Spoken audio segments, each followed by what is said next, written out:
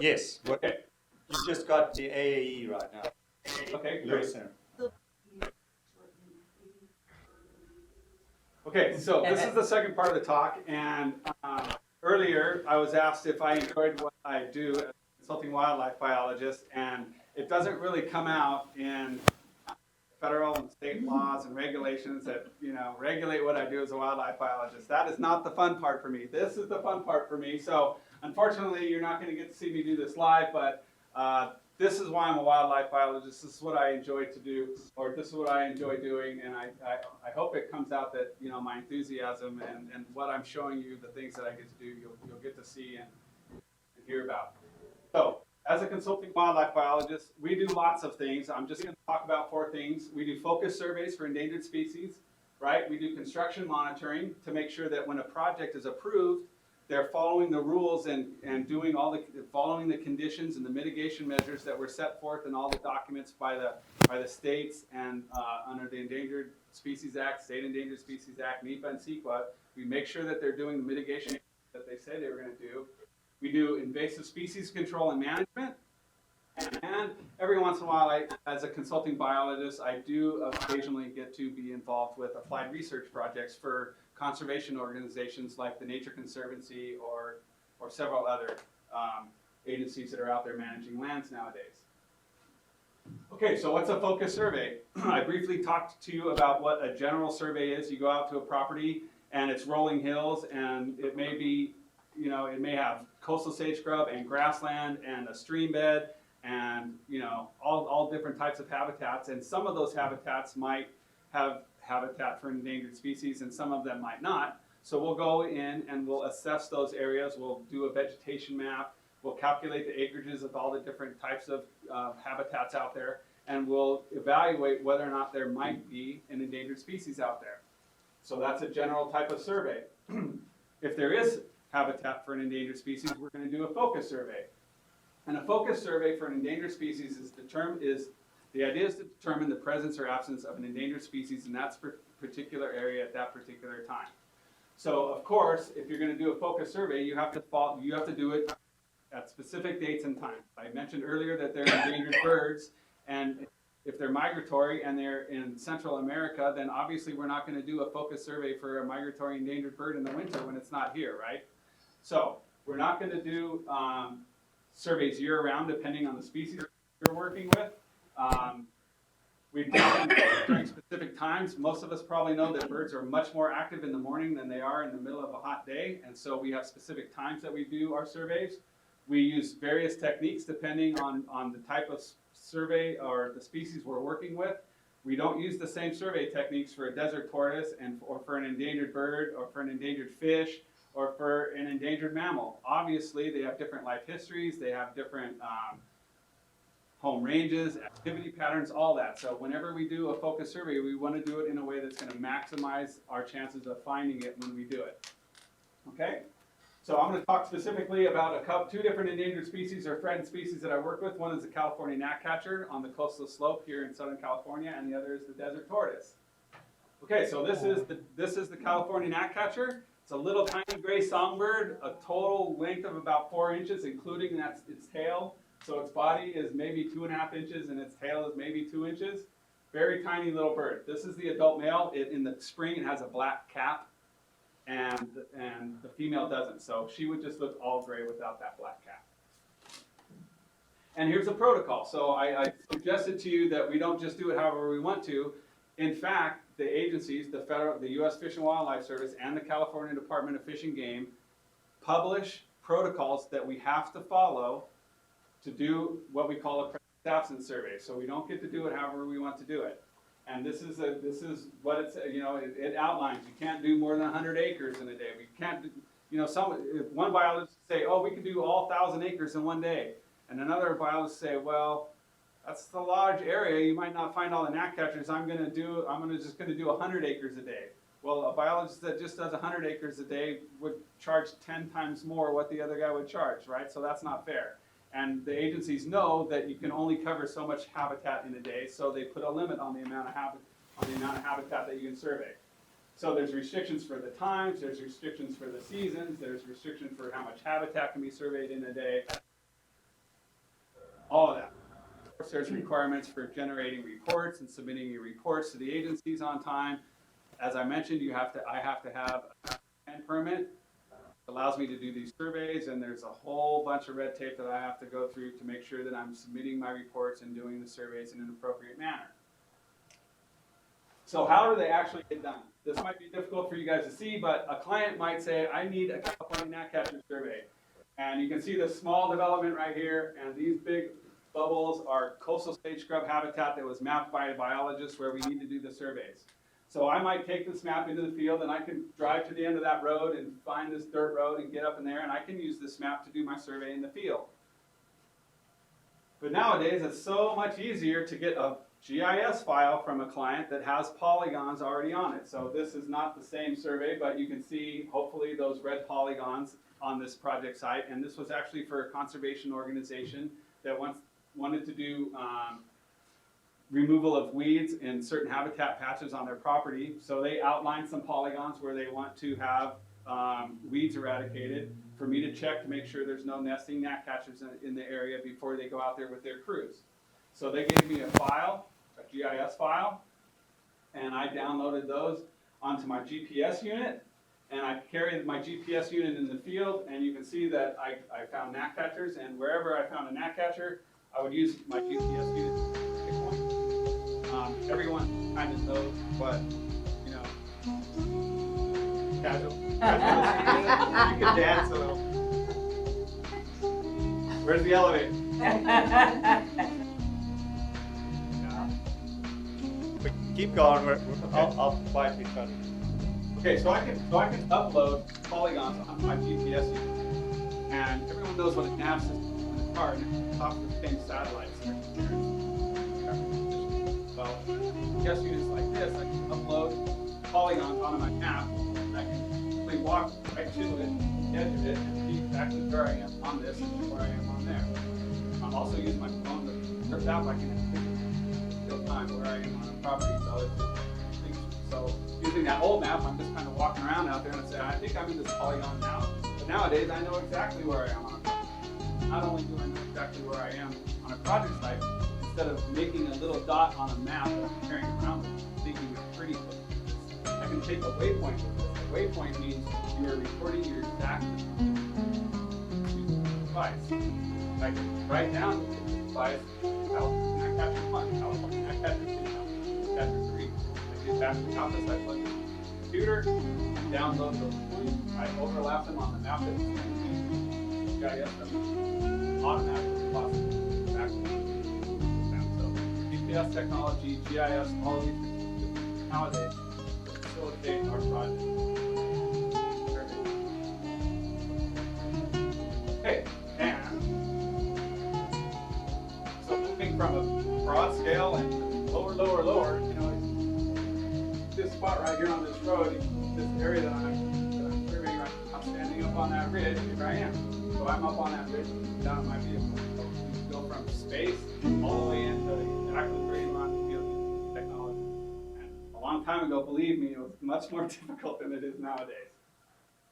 Okay? All right, so those are California gnatcatcher surveys. Now I want to talk about the Florida surveys. And unlike gnatcatcher surveys where there's a patch of habitat, and you walk up to that patch, you didn't want to go back to the thing. Birds are territorial, and they sing in the territory, so do two things. One is to attract females. One is to let other territorial males in the area know that this is my territory. Yeah. So one of the things that we find California gnatcatchers killed, we play a tape recorder of the adult male calling, and if an adult male has an established territory and some other calling it, there's going to be a problem.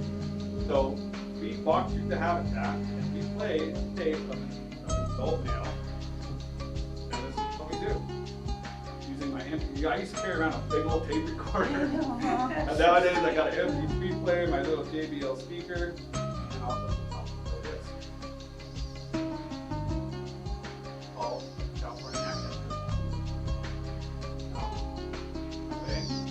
That way.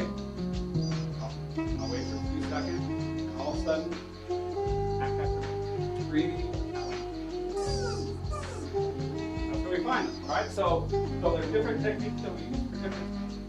Obviously, for tortoise, we don't play tortoise calls. We use different techniques. But for a lot of endangered birds, because they're territorial and because they use their calls, their vocalization to establish their territory, you can take advantage of the biology to help find them in the field. So all that habitat that we have to cover, instead of having to go down or play it on this side of the ridge, on that side of the ridge, on that side of the ridge, we can have those birds. So that's a survey technique. All right. Going from patch to patch for California gnatcatcher is different from looking for a desert tortoise, because in desert tortoise surveys we have to do 100% coverage surveys. Well, what is 100%? 100% coverage means you have to walk back and forth, back and forth, back and forth, literally combing the desert. Make sure that you don't pass up any tortoises by sign. So how do we do that? We'll literally line up 5 biologists every 10 meters, here, one there, one there. Hit on the project to walk and walk.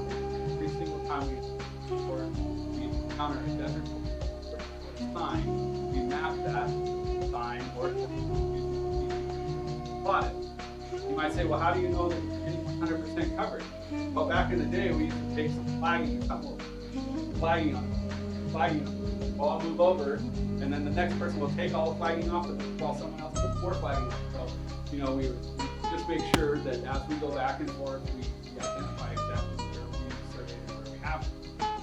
Nowadays, our handy dandy GPS unit, we can ask it to record a track log. And a track log just means when you turn this on and you walk around, literally you can see your footprints, your track, everywhere that you walk. So we can get on a UTM coordinate or that long. Here, but a UTM metric, taking coordinates on the globe. I can just walk on the coordinate called on some line exactly by following the line that's on the GPS. So if there was 4 of us here, this is a recorded track log. Started the track log at the beginning of the survey. Our survey followed exactly contours or UTM grids. Back to the office, and we downloaded our coordinates and whatever else. Exactly what the color is. Okay, we have one coverage, right? One biologist walking, multiple biologists. So we can prove. Not like proof we have 100% coverage, but it is so much more efficient doing this way. Our coverage is way better than it was back in the day when we were just trying to walk a straight line. If you've ever tried to walk exactly east to west, and there's a hillside, all of a sudden you're going north and you don't even know it. It's very different to stay on the exact track. Okay, so we do tortoise, we record sign.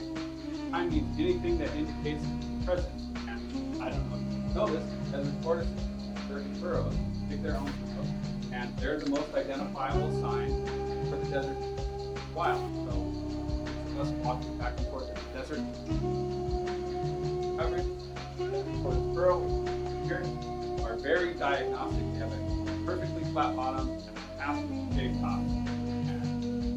Very identifiable. If you've ever spent any time in the desert, you probably see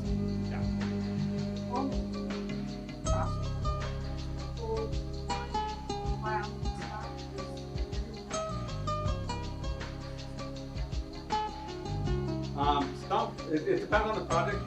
Almost usually we all have GPS units. And just say burrow, and everyone will stop. And the person will record the data. We'll all have the same data sheet, or nowadays, iPad minis have on the database program. Data field is filled out, so you just drop down the button. But normally, you would take a look. You would just stop and look at the data. Yes. All that information. So, but sometimes, especially on a project where you might have biologists with less experience across the burrow and there's a training opportunity, everyone wants it. And so on a survey, the first day, everyone's walking, come across a big tortoise, and everyone wants a big tortoise, so everybody wants to go with it.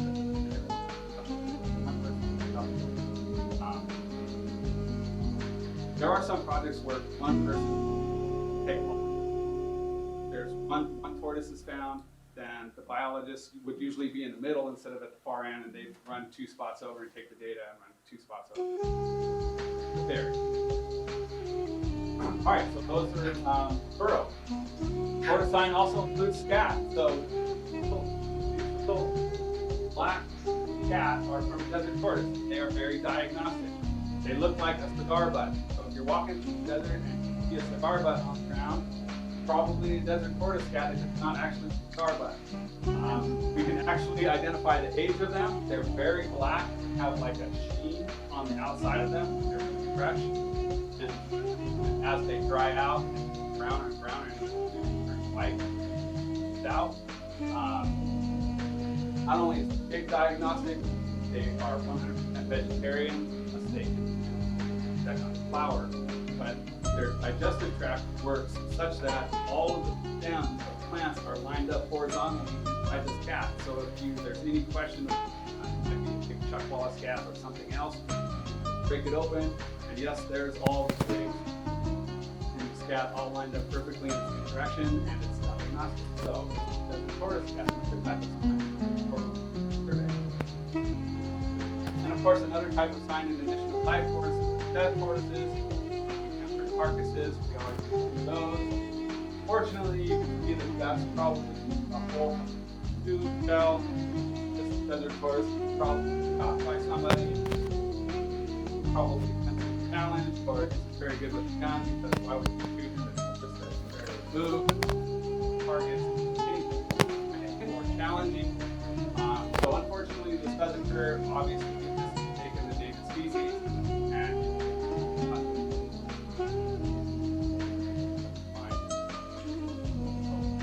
but it does occur. We actually find tortoises dead carcasses all the time, run over accidentally, accessing the property. Tortoises die in the field, and sometimes we find them. It's a felony, Chris. I would imagine. I'm not sure. Yeah, it's punished by $100,000 fine.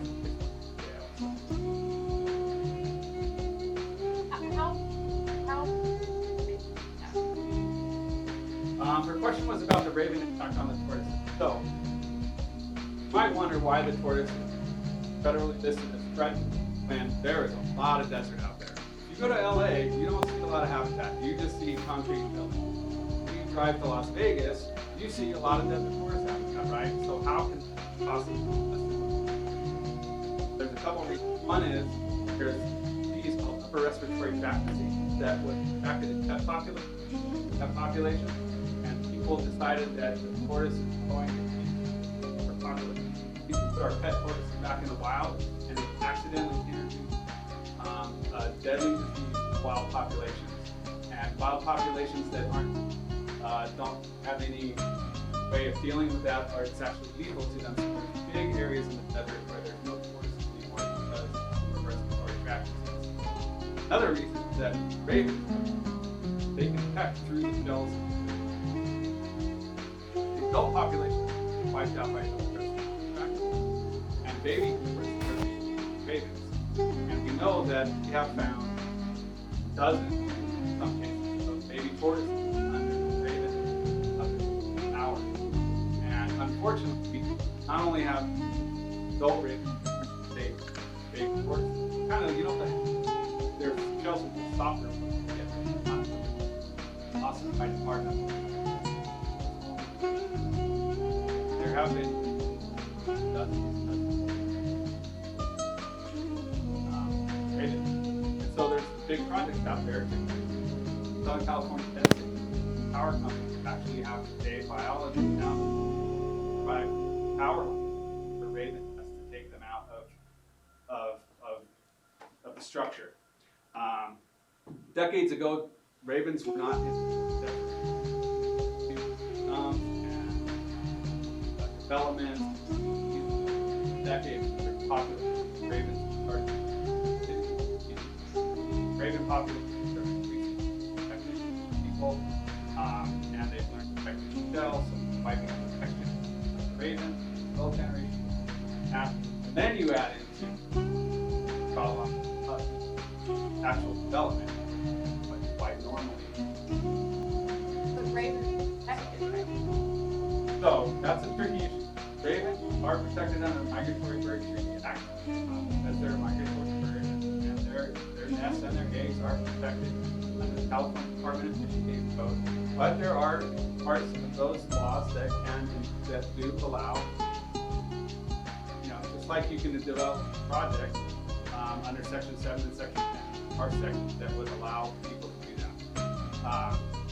There are, one of the things that if you can find a raven nest and take it down before it's an active nest, then you're not affecting an active nest or neighbor. So most of the time they try to identify areas with nests. I think they're out shooting ravens. That didn't move over as well. And I think that there are raven nests now developed.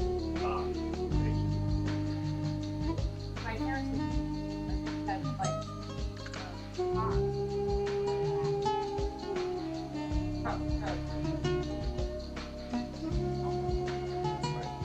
So mobbing behavior is really common in birds.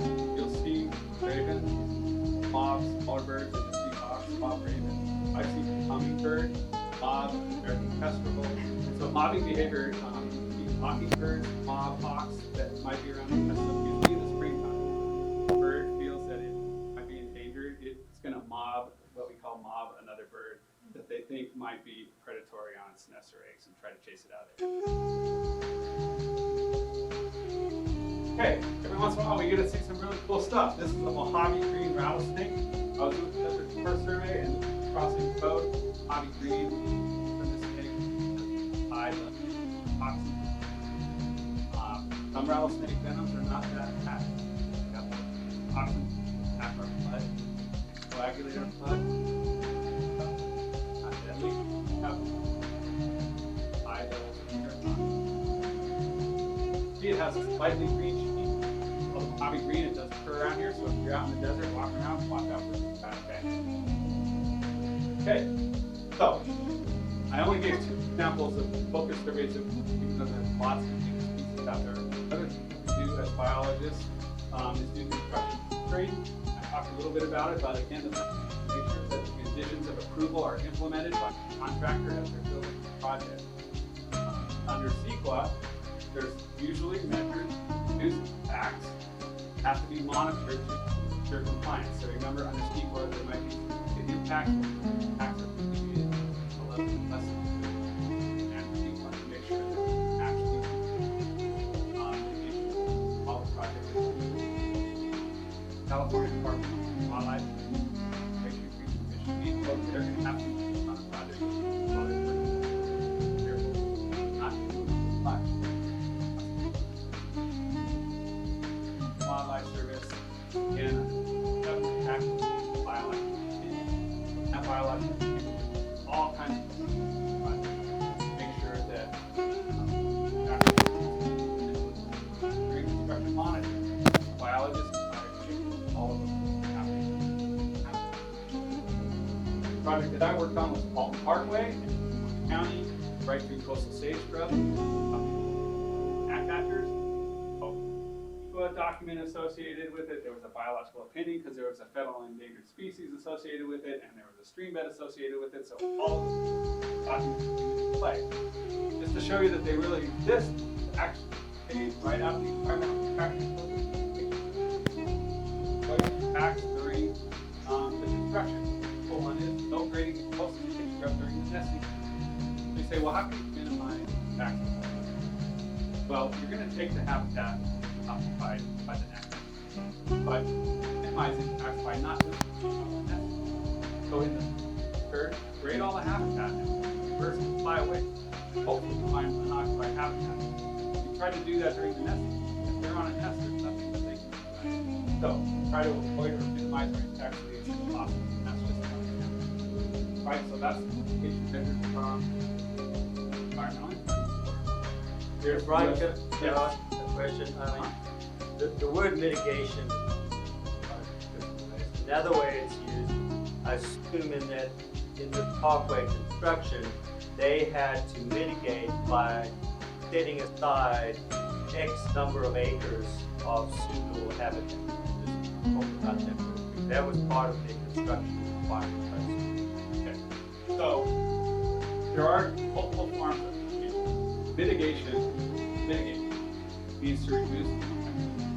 So when there's an endangered species on a project, or if there's not a project, you're going to develop, thousands of acres that don't have any endangered species, to do it in a responsible way, and that's the purpose of the plus, right? How do we mitigate it? One is, can we avoid it? You want to develop this 100 acres. Some of it is, and you have it all designed, and you're going to wipe out those, you're going to wipe out 80 acres. And then the biologist goes out there and says, well, over here, we have this frog. And you wanted to develop it right there, but over here you have acres that anything. We redesign the project to avoid that. So we can avoid, so can we design a project to completely avoid impacts on endangered species? Another one is minimizing impacts. Back in the day when they did a development project, it graded everything. Nowadays, we have very defined grading things that we do as biologists. They'll stake, physically go in the field and make sure they stake their construction, stake the limits, stake the areas, and we make sure that they aren't saying, oh, that's like this park contractor over there, so whatever. So I'm going to grade all that. So that doesn't happen. Minimizing habitat, taking that serve, making sure that there's another thing is compensation. So there's no way to get around developing the whole thing and private property and development allowed. Developing property, totally taking endangered species, but the project has to go like this for the right reasons. And so if we're going to develop the whole thing, we're going to kick money using a per acre fee identified by habitat conservation. We develop on property in Western Riverside County. We have a Western Riverside County species habitat conservation plan that identifies all types of projects. Projects, impacts can't be automatic.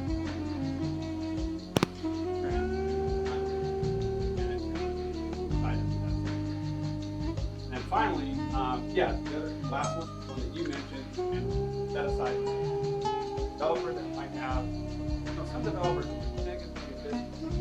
1,000 acres. So you have 1,500 acres here. Instead of developing all 1,500 acres, we're going to develop 800 acres, all housing. But all of this was set aside for that might be a form of mitigation. Doesn't mean that they get the power to grade wherever they want. So, but that's a form of mitigation. Okay. So mitigation, there's 4 basic types: avoid it, minimize it, compensate for it. So all those scenarios, still try to minimize. Okay. Right. So this is a biological opinion given under Section 7 of the Endangered Species Act that allows this project to go forward even though it's been affected endangered. That's a real document. The California game is called the California Game now. California Wildlife Commission that all 3 associated with that project that whereas you project and then whereas for the game and whereas there's all the flaws, whereas you're gonna wipe out the stream bed. Okay, if you do all that, as long as you follow all these. Okay, that's a good document. And this is where the project went. High quality coastal states covered gnatcatchers. And these are baby gnatcatchers. And so my job during this was they're building a road right through the middle of this gnat. And one of the measures that they had to follow was to have a biologist monitor the vireos, California gnatcatchers, and the least little vireos, the bird that I'm talking about. It's also on this project. Make sure that it's not being affected by the project while you're doing it. So within 500 feet on each side of the road, I was back and forth, finding pairs of California gnatcatchers, watching their nest activities and evaluating whether or not they're affected by construction. Let's say one day, nest right here, and they're building the road, and the pair is fine, but they come over and start pile driving, sheets into the ground, and all of a sudden, sitting on the nest. what is that? And she flushes off. So I can immediately see that the problem and ask the contractor to take that and link the project there. There's been lots of times, including on this project, where they're doing something really loud and the pair came right next to it and started to build a nest. And so in that case, I didn't have to do anything. The pair knew that they were doing the construction right there. It was already really loud. And if they chose to come in there and build their nest right there, then I can see that it's not going to affect that nesting pair, right? So as a biologist, I have some evaluate situations to say, this pair being affected or that's primarily what I do. Another project is Vital Creek, where they're building a bridge for a river, and obviously there's Clean Water Act, where here's war permit, Water Act, operation agreement, document, all kinds of follow. One of them have a wildlife on there, pretty the creek runs over here, diversion. They're going to temporarily have the water flow so that dry out the area where we're talking building abutment next to the bridge. So there they are doing that. Here they all have a line with plastic to do this, and so there's resources within that stream, right? So there's a stream over here and a stream over here. So what's going to happen to all the fish and other part of the stream when they divert the water? They're all going to die, right?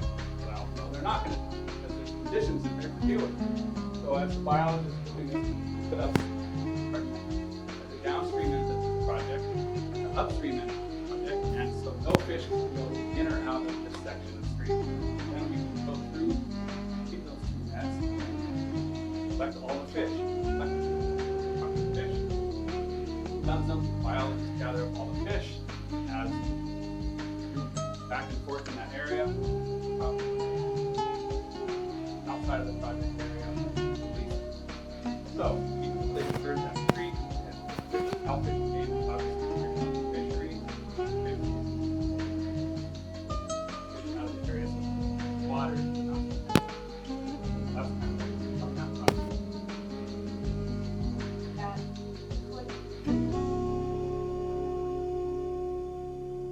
The invertebrates or the plant or algae that, you know, the fish use to either eat or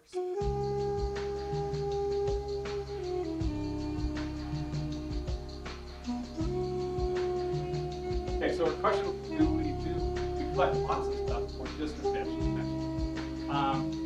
We do what the conditions of the permit say, and conditions of the permit for salvage fish. In some areas it doesn't make sense just to move the fish because, well, what are they going to do? You're not moving other things that might help it. It's an active stream that's miles long, and we're just moving the fish. We move 100 meters down, all the resources that you talked about, the invertebrates, algae, all the worms, all that stuff are getting in that section. So agencies aren't as concerned about finding freshwater snails and dragonfly larvae and that. They want to move the resource that they're managing the most. So in that project, there might be other projects where you have to, do.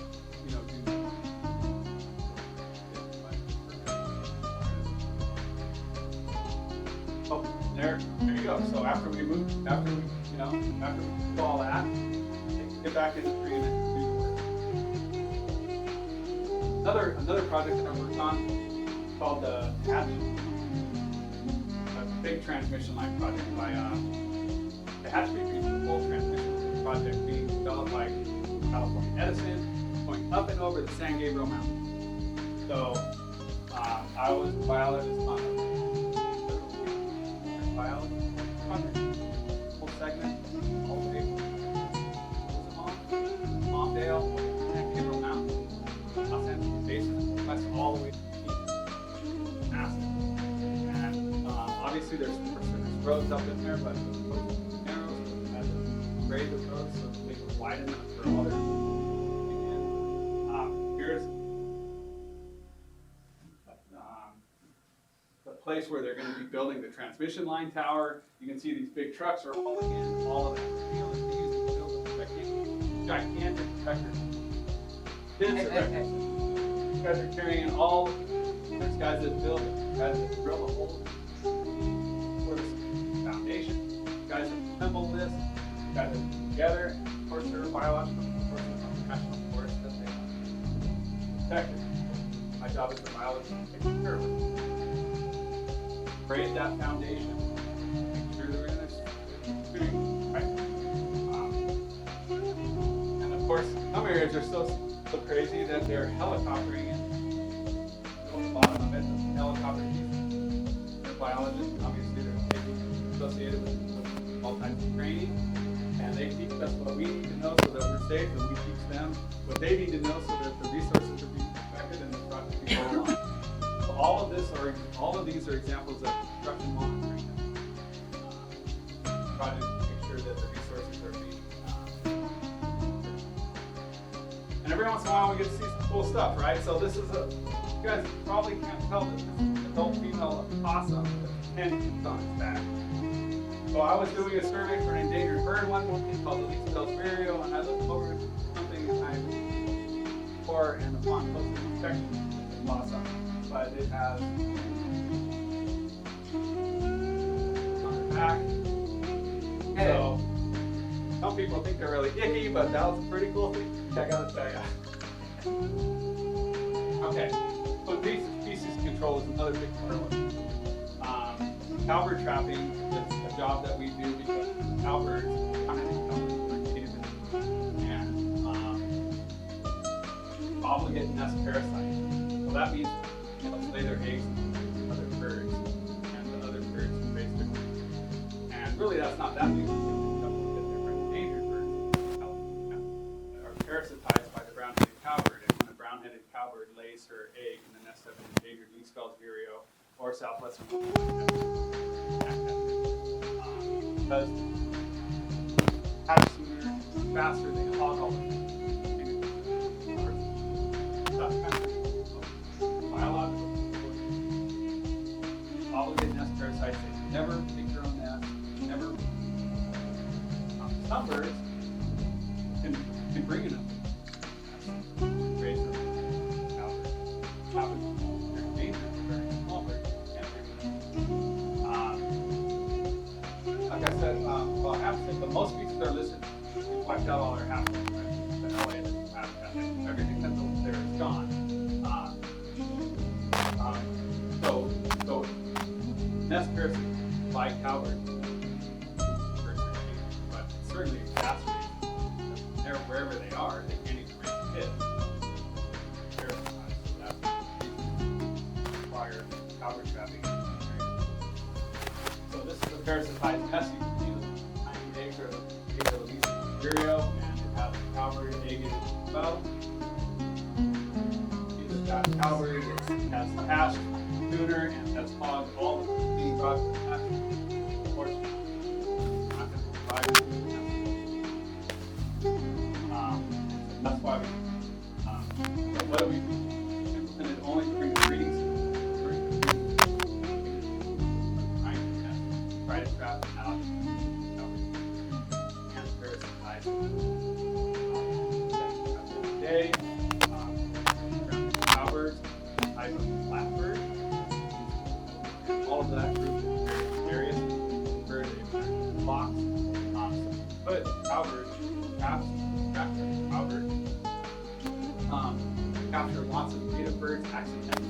If you have a bird feeder in your house, you know when you put out food, you do it. Traps all the time. Things we do is we release all the native birds. We record all the data on data sheets, of course. We have seed trays and water guzzlers. Water. Unfortunately, traps are big. People are out there and they don't really know what they're doing. Vandalize and have to prepare the trap together. So this is a brown-headed cowbird trap, big trap. Toys, native, captured trap.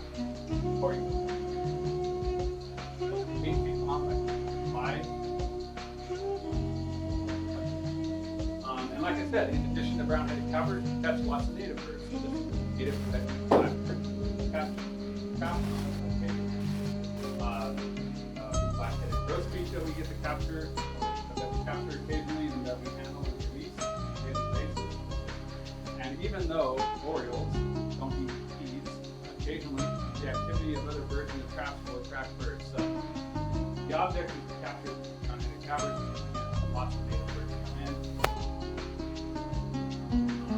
Trapping biology.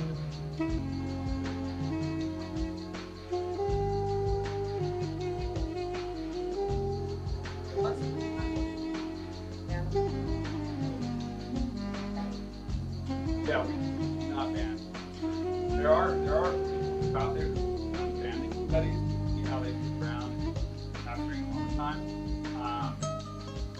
In the past, not formal bans, but identifiable males that fly out. Oh, they're curious about them fly to cowbirds, back to the traps because they want to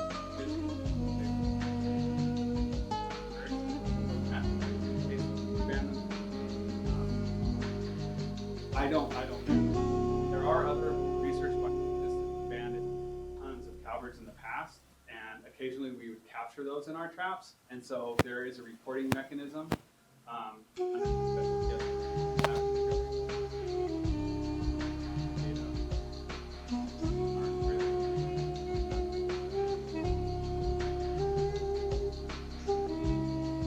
Okay, so another type of exotic removal, obviously that was wildlife. Plants are a big issue in a lot of areas. Arundo removal is ongoing for proliferation of riparian systems throughout southern California. And there are efforts all over the place. Arundo is grass type plants, a lot like completely takes over riparian systems, choking out all the plants.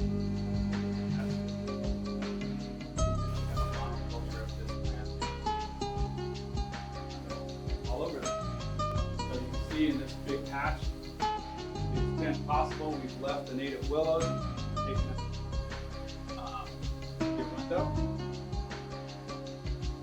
Of course, after you take out all the arundo, there's native plants that we want to grow, but we can or improve the recovery of the habitat by planting plants. All of these are actually willow branches that are cut to certain lengths, and they're called cutting. Cutting of native willows that occur in the habitat, stick them in the ground, and eventually add water, and willows are a wonderful plant. It will grow if you just add water. So take out all these riparian time in which the habitat is covered, cutting and water habitat will come back.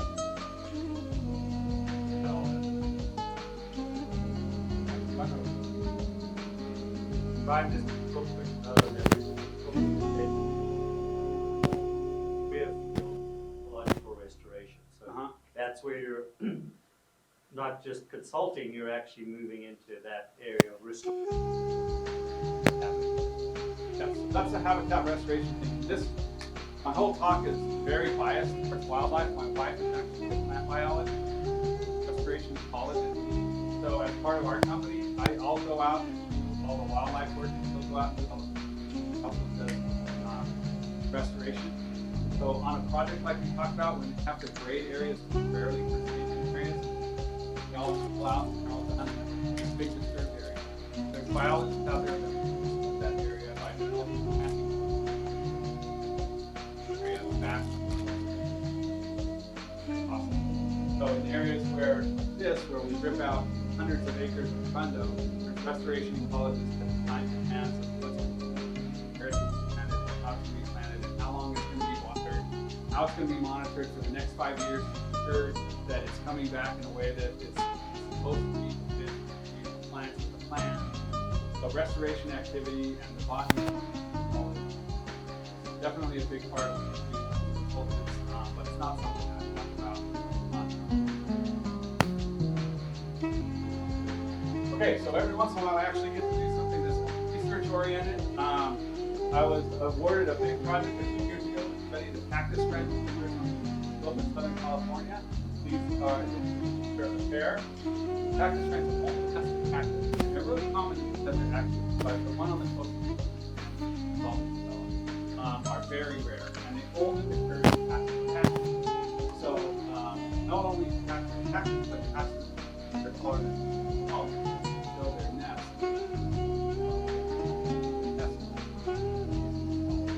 Has to be a well-developed cactus.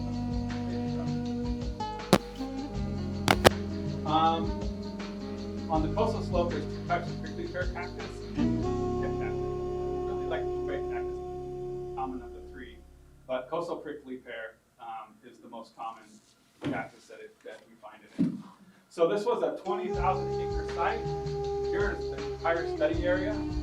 So I have to study this for 20,000 acres. How are we gonna do it? Well, this is the map of the entire area. See this Irvine Lake? This is lake. So area that I'm surveying for bird. Take a look at that lake right there. So this is a big area. We have to knock it down to smaller areas. And here's the lake through grids, 1 kilometer grids over the entire project site, so that we can then print out map of each of the grids. Now that I have something mapped, I can build, I can print back up, give you some scale. Triangular passive habitat right there, actually on this map. So height throughout this whole area, have every passive cactus polygon, and everywhere where there's habitat, I mapped it all so that we can return to the after you're occupied by. Eventually, your boots got to hit the ground. So all that mapping and all that stuff, you've got your big maps, and your smaller maps, and your smaller maps. You get all your access permits, you get all your gear, and you have to ground walk some more, and you create a map everywhere where you find a passive cactus, mapping it. Map cactus throughout that entire 19,000 acre site. After we map all that habitat, we go back, evaluate cactus there, catch. Play the tape of how cactus been calling, got a response that cactus occupied. So here's the results of that real quick. I surveyed sites, 8 of them are occupied during the first round of surveys, 6 of them occupied during the second round of surveys.